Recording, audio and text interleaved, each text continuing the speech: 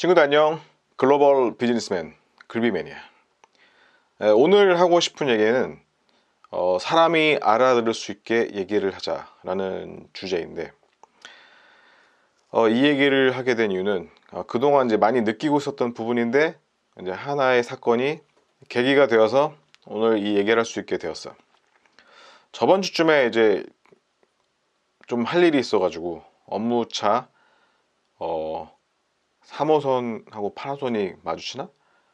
하여튼 가락시장역이라는 역이 있어요. 저쪽 강남 송파구 어딘가에 석촌동 근처, 이제 석촌역에서 밑에 내려가면 8호선하고 3호선이 이렇게 싹 교차하는 그런 지점에 가락시장역이라는 데가 있는데, 거기 8번 출구로 나갔어야 된단 말이야. 그쪽에 갈 일이 있었기 때문에 8번 출구로 나가야 되는데, 앞에 보니까 뭔가 이렇게 막 그 접근을 제한하는 이렇게 칸막이 같은 게 막 파티션이 막 쳐 있더라고.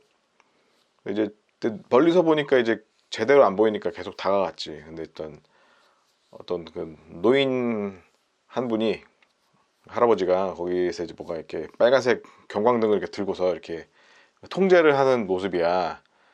그런데 와서 가지 말라는 건가 해서 이제 봤는데, 웃기는 거는 사람들은 계속 밖에선 들어와. 그러니까 이게 긴가민가한 거, 이쪽으로 가도 되는 건지 아니면은 갈 수 없는 건지 알 수가 없어서 내가 그 할아버지한테 가서 물어봤지. 그랬더니 여기를 못 가요? 내가 그랬어. 못 가나요? 이쪽으로 8번 출구로. 했더니 못 간대. 근데 계속 밖에서 사람들이 들어오잖아. 그래서 궁금하잖아. 이게 여기 들어오는 건 왜 들어올 수 있는 건가. 그래서 저거는 들어오는 거는 어떻게 된 거예요? 그랬더니 할아버지가 약간 좀 말투가 귀찮다는 듯이 기계가 달라서 그래. 기계가 달라서 뭐 이러는데, 야씨, 기계가 달라서라는 게 무슨 소리야. 그래가지고 내가 할아버지랑 막 약간 스무고개 비슷한 거 했어요. 그러니까 무슨 소리냐, 이게 알고 싶잖아. 기계가 달라서 그래. 그랬더니 알고 봤더니 거기가 지금 그 에스컬레이터, 그러니까 그 출구에 에스컬레이터가 오르락 내리락 하는 데가 있는데, 그 올라가는 쪽이 점검 이런 공사 같은 걸 하는 거야. 그러니까 다 뜯어가지고.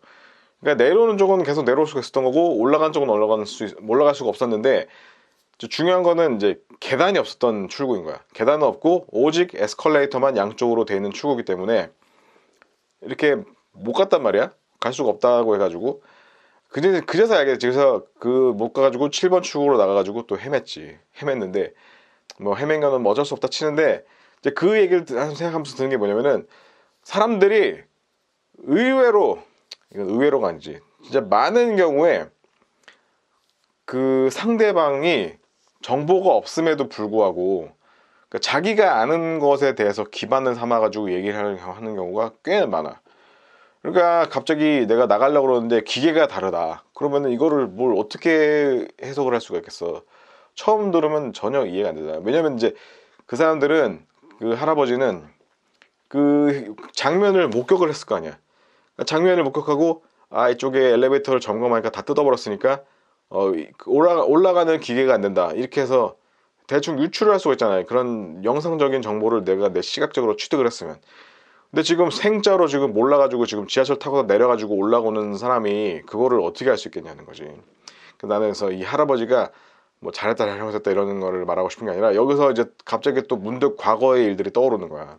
이제 거래처 이제 미팅을 하러 가잖아. 거래처에 과거 이제 어떤 회사에 소속이 돼 있어가지고, 이제 거래처에 뭐 부품을 수급하러 간다든지 뭐 이런 얘기를 하러 이제 거래처에 방문을 한다든지, 아니면 해당 뭐 엔지니어나 세일즈맨이 우리 회사를 방문을 한다든지, 이래가지고 이제 회의를 하다 보면은 이제 많이 느꼈던 부분이 뭐냐면, 내가 이제 별명이 뭐였냐면 한국어 통역기였어. 그런 웃기는 별명이 있어. 한국어를 얘기하는데도 한국어로 해석을 해줘야 되는 경우가 많았단 말이야. 그게 무슨 말이냐면은, 그 엔지니어들이나 이제 그 업계에 종사하는 사람들은 자기의 그런 사용하는 용어들이나 그런 개념이라는 게 자기들한테 익숙하다 보니까, 우리는 사실 전혀 생소하거든. 그 단어나 이런 걸 몰라. 그런데 그 사람들은 이제 그거를 사람들이 다 알겠거니 라고 생각하는 사람들이 특히 많고, 그리고 특히 이제 업체 대표들하고도 얘기를 해보면은, 업체 대표들은 항상 그런 식으로 얘기해. 그러니까 남들이 다 나만큼 알고 있겠거니라는 거를 기반으로 깔고 얘기를 한단 말이야. 그러니까 이 뭐 예를 들어서 대표랑 얘기하면은 약간 그래도 그 대표의 그 가오를 살려줘야 되기 때문에 알아들을 수가 없는데도 막 예 그렇군요 하면서 고개를 끄덕끄덕 거리는 이제 주변의 직장인들 친구들이 많았는데 본 교관은 또 그런 거 못 봐주거든. 그래서 왜냐면 이거 지금 명확하게 얘기를 안 하면 나중에 또 어디서 삑사리가 나가지고 문제가 생길지 모르니까 미팅을 한번 했을 때는 확실하게 그런 용어 정리를 하고 그런 거를 100% 이해를 해야 되는데, 그러니까 대다수의 많은 사람들이 좀 자기가 아는 정보만을 많이 아니라 그 자기가 아는 정보를 다 안다고 생각하고 대화에 임하기 때문에 그런 혼선이 벌어지는 경우가 많다는 걸 경험한 거야. 그래서 혹시라도 운이 좋아가지고 지금 현재 조회수도 뭐 아예 없고 구독자도 없는 이런 와중에서 내가 아직까지는 혼자 말하는 걸로 굉장히 좀 안타깝게 보일 수는 있겠지만, 혹시 지나가다가 얻어 걸려가지고 이 영상을 보게 되는 사람이 있다면 그런 생각을 해야 돼. 상대방이 나만큼의 정보가 없고 그 다음에 용어들이 우리 업계에서 쓰는 용어가 아닐 경우에는 생소할 수가 있기 때문에 그런 거를 풀어서 말할 수 있는 그런 게 필요해. 그러니까 예를 들면 뭐 이런 거지. 뭐 우리가 보통 이제 사람들이 우리한테 뭐 업무를 할 때 막 겐세이를 논다 뭐 이런 말 있잖아. 겐세이.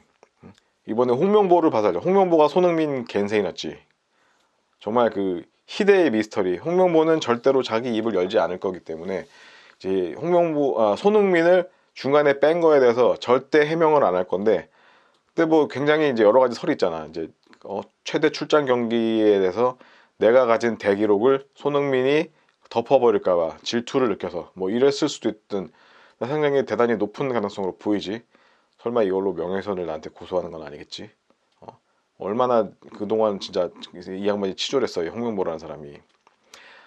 하여튼 이런 식으로 홍명보가 손흥민한테 이제 겐세이를 났다 그러는데, 겐세이라는 말도 사실 일본 말에서 온 거야. 켄세이인데 견제를 한다 뭐 이런 뜻이거든. 그러니까 우리가 이제 아는 사람들이나 이렇게 이런 용어로 얘기를 하지.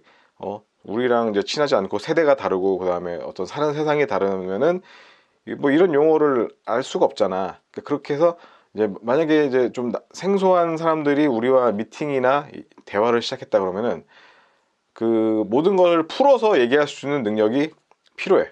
더더욱 심지어 이제 세일즈맨인 경우에는, 나처럼 세일즈맨인 경우에는 더더욱 그런 좀 능력이 필요하지. 상대방이 쉽고 편하게 알아들을 수 있게, 마치 아까 별명 내가 뭐라 그랬어? 한국어 통역기라 그랬잖아. 그 정도로 쉽고 스무스하게 설명이 돼야 된다는 거야. 아씨, 오늘도 5분 안에 빨리 얘기하고 지금 점심 먹으러 나가려고 그랬는데 벌써 지금 찍는 게 벌써 8분이 넘어갔으니까 거의 10분이 다 돼갔네.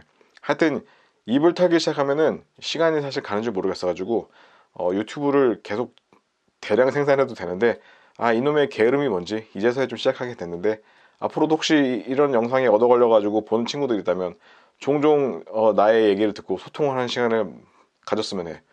나 점심 좀 먹을 테니까 나중에 또 보자고. 그럼 이만.